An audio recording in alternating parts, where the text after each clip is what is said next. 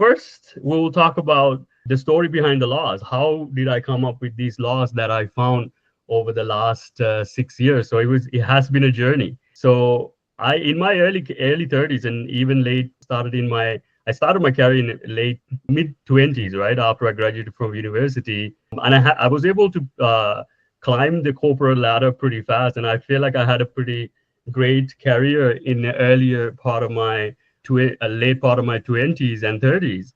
I worked at Oracle. I worked at several consulting companies, and also I worked as a director, and then for one of the biggest media companies actually in the UK, and they had a lot of Fortune 500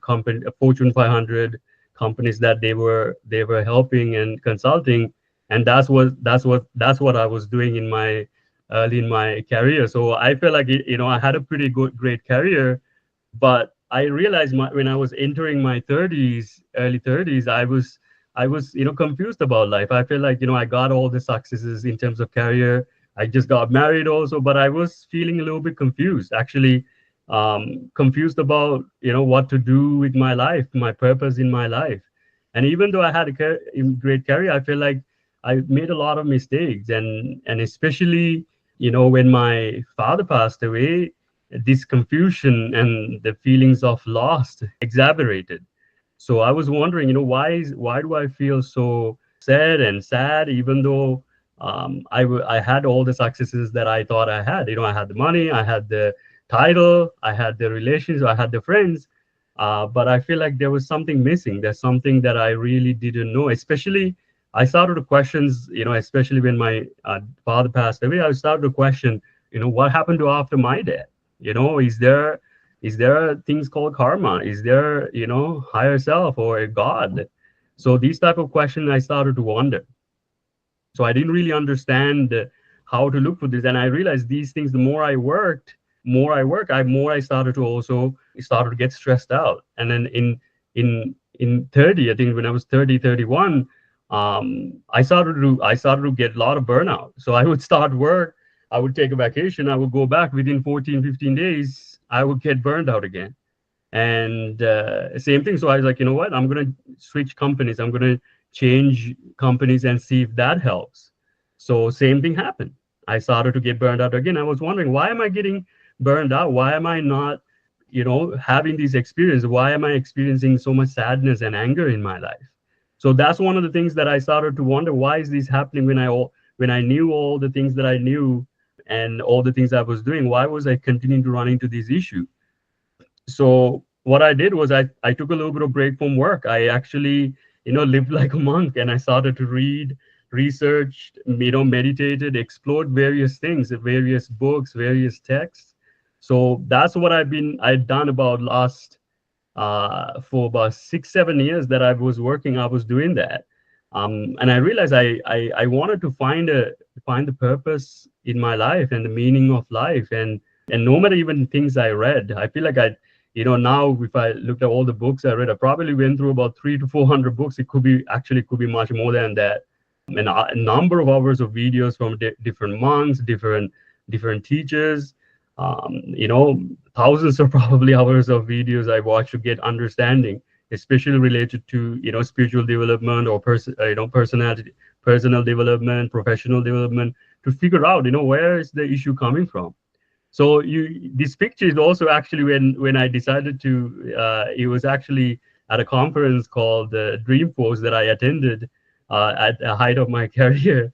And but even though I went to these events, these things, I wasn't really too happy, and I was looking to see where my issues and challenges are coming from. So this is when I realized, what even though I had success, I realized it's like my successes wasn't really predictable. So what I really started to do is like I needed to find, okay, what is the purpose of my life? What is the meaning of my life? Why am I here? What am I doing at the end of the day? So that's when I really decided to find a way to, control my mind, control my life, and see where I can head towards and see what I can do with my life. So I didn't, because of the work I was doing in the corporate world, I wasn't getting a lot of happiness and peace with that. And then a lot of the things I tried to remove my stress, remove my anxiety, remove my burnout, and remove my sadness. A lot of the things that I tried didn't really work. And it was about 5 years it was like that. So even though there was, certain things were successful, certain things were going my way, lot of the things, there was a lot of questions that I didn't know how to answer. So in 2023 I went to Sri Lanka, and went to live with the monks, right? So I actually, traveled, all of Sri Lanka. So this is one of the places, and this is in Anuradhapura. I went and I spent some time there. And then I realized, this is look like a used to be look like a great university. I know it's, people have different perspective what it could be, but I thought, man, this is people at that time also spend a lot of time studying spirituality, studying personal development. So for me, that place looked like really like a huge university. So that's actually one of my goals in life as well, to create a university. So this was one of the profound experiences that I went through when I went to Sri Lanka. And then I went all over Sri Lanka, so different saw different chaityas, different temples, different places. So really went through all of Sri Lanka to kind of get the experience. It was what it was like to live there and live with the monks. So one of the places that I went and stayed was it was called Umandava. Umandava is basically, they have a monk named Samantabhadra. So he has been someone who I had been following. But even when I went there, I really liked the experience and what he has done. But I feel like I didn't find what I wanted to find. Well, I wanted to understand, how do I control my mind? How do I let go of my burnout, sadness, and anxiety? Even though he had really good systems to produce things and places for people to live, it was a great city to live in, I felt. But if I felt like it was still really didn't help me solve some of the issues that I was going through. So I decided to come back. I came back from Sri Lanka, still didn't really understand my life, or mind and life purpose. So I started to again back to study, back to studying spirituality, studying personal development texts, because I feel like they are, to be honest, they're pretty much the same things. I think when you develop your spiritual aspect, you develop your personal development aspect, and also when you develop your personal, personality, and when you focus on personal development, you improve or you increase your spirituality as well. So what I decided to do is I started to, build my own understanding of the mind and of what I discovered. And several years last specifically last two years has been very profound. I started to get a very profound understanding of the mind, because some of the teachers like Joseph Murphy, Ernest Holmes. So you will see that we will talk about these authors more and more. They really helped me kind of build the foundational understanding of the mind.